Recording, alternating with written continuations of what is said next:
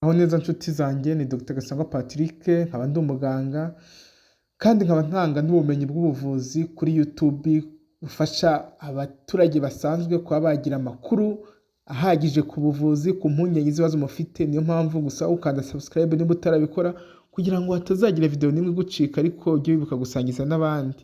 Ufite ikibazo twandikira muri comment tugakoraho video kugira ngo ugire ubumenyi. Uyu munsi rero turavuga ku kibazo abantu benshi bambaza ngo ese umuntu ashobora kubagwa akorerwa cesarienne bakamusiga mu nda ye compresse mu gihe cyo kumufunga cyangwa se barangije kumubaga. Compresse twibukiranye ko ni twa dutambaro kwa muganga dukoresha duhagarika kuva, aba ari udutambaro kuko biba bikoze mu myenda. Ese umuntu ashobora kumubaga bakakamusigamo? Impamvu wenda tuvuga ngo umuntu yibaza ibi ni uko iyo tubaga umuntu kwa muganga dukoresha tuno dutambaro twinshi duhagarika kuva, cyane ko umugore utwite bakoreye cesarienne abava cyane.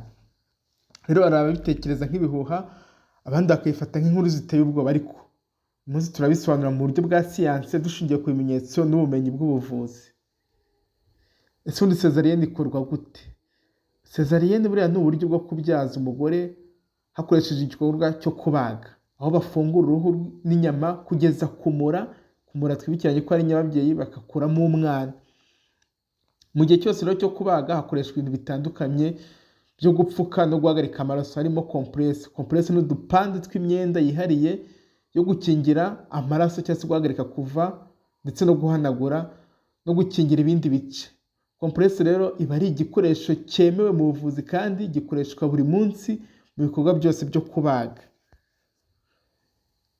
Ese kuko compresse ishobora gusigara mu nda? Ese kano gatambaro gashobora gusigara mu nda koko? Ese wakoreye cesarienne? Duha amakuru, dusangiza amakuru. Yego birashoboka ko gashobora gusigaramo, ariko ni ibyago bibaho gake cyane cyane cyane. Njyeho mu myaka maze mu buvuzi nta nimwe ndumva umuntu bagasizemo, bivuze ko ari ibyago bibaho gake cyane.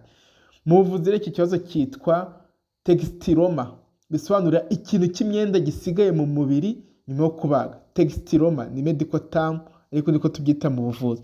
Textiloma ibi bishobora kubaho mu gihe habaye ikosa mu kubara no kugenzura ibikoresho igihe cyo kubaga. Twibukiranye ko mu gihe bagiye kubaga umuntu, yaba cesarienne cyangwa se n'ubundi buryo bwo kubagwa, habaho kubara ibikoresho mbere na nyuma yo kurangiza icyo gikorwa cyo kubaga umuntu. Impamvu zishobora gutuma bibaho, hashobora kuba impamvu nyine muganga cyangwa se abaganga bashobora gusiga ino compresse mu nda nyuma ya cesarienne. Hari impamvu rwose zishobora kongera ibyago by'uko byaba. Ni igihe igikorwa cyihutirwa biba twita ngo emergency, aho abaganga bashobora guhatirwa gukora vuba ngo barakore ubuzima bw'umubyeyi n'umwana. Ubwo ni cya gihe bavuga ngo umwana yananiwe, ni cya gihe umubyeyi nyababyeyi biturikiye mu nda, abaganga baba bihuta cyane kugira ngo basove ubuzima cyangwa se bafashe uwo mubyeyi n'umwana. Ikindi, umubare munini w'abantu bari mu cyumba cyo babagiramo no ushobora kuba impamvu ari ukunanirwa kubara zino compresse mbere na nyuma yo kubaga bitakozwe neza. Ikindi cyatuma bibaho ni uburyo bwo kubaga butagenzuwemo, hatabaye kugenzura ibikoresho byakoreshejwe. Niyo mpamvu ari ingenzi ko abaganga bagenzura ibikoresho bakoresheje babaga umuntu. Ibimenyetso rero bizakwereka ko compresse yaba yasigaye mu nda yawe nyuma yo kubaga. Ibimenyetso rero bishobora kugaragaza mu masaha, iminsi cyangwa se amezi nyuma yo kubaga. Bivuga ngo ntabwo bishobora kuza ako kanya cyangwa se bigafata igihe. Hazaza ububabare bukomeza mu nda butari busanzwe. Ushobora gutangira kugira umuriro, fever, ariko twibukiranye ko ibi nibikubaho ntabwo zavuze ko wagushyizemo compresse, kuko ibi bishobora no kubaho wabazwe bisanzwe hakazamo infection ndetse zaturutse kuri no compresse, kuko akenshi ugize umuriro aba ari infection. Ikindi, inyama zo mu nda zifata infection, hazamo amashyira mu nda. Ikindi, ushobora gutangira kugira isesemi cyangwa se ukanaruka, inda yawe iranabyimba. Ikindi, ukomeza kumva nta koroherwa nubwo waba ufata imiti y'uburibwe ko ntiworoherwa. Hari ubwo rero ibimenyetso biza buhoro buhoro nyuma y'amezi cyangwa se imyaka, aho compresse itera inflammation cyangwa se ububyimbe, cyangwa se ikipfundika ikaba nk'icyo bita ikibyimba, mass. Ibyago rero ni ingaruka. Ibyago bikomeye birimo infection ikwirakwira mu mubiri wose, ishobora no gutera urupfu. Ibyo mu nda bikaba byafatana bigatera kubabara igihe cyose, ura n'ibindi bibazo byo mu mpyiko cyangwa se mu mara. Bivuze ko igihe cyose biketswe bikwiye kuvurwa, kuba byavurwa hakiri kare, kandi umuti ni ukuyikuramo. Uko rero bisuzumwa, muganga ashobora gukora isuzuma akurikije ibimenyetso n'amateka y'umurwayi. Ushobora gukoresha ecography cyangwa se bakoresha sikaneri kuko niyo ishobora gutanga ishusho irambuye.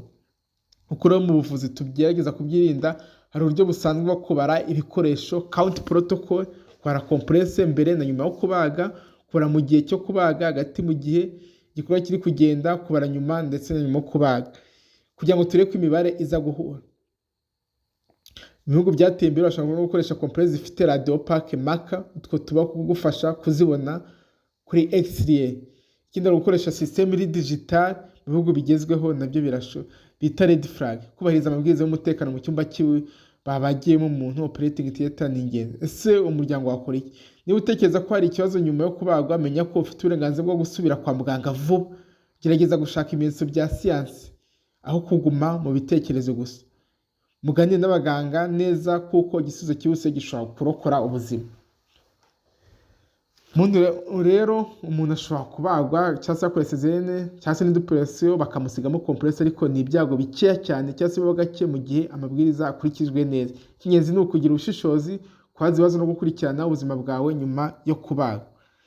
Tubutsa ko ino video ntabwo isimbura ubuvuzi, niyo mpamvu ugize ikibazo ni byiza kugana muganga wawe, kigamije no kwigisha kugira ngo tumenye ukuri.